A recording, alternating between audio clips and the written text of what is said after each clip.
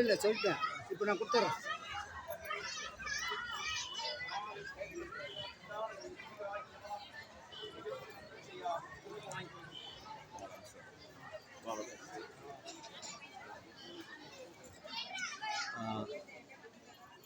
தோட்டப்பாளையம் சோலாபுரி அம்மன் கோவிலில் 65 ஆண்டுகளாக சிறப்பாக நவராத்திரி திருவிழா நடைபெற்று வருகிறது.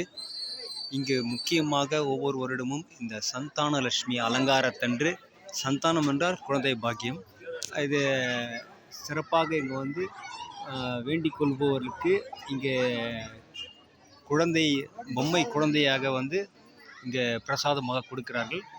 இது நிறைய பேருக்கு வந்து பலனை கொடுத்திருக்கிறது.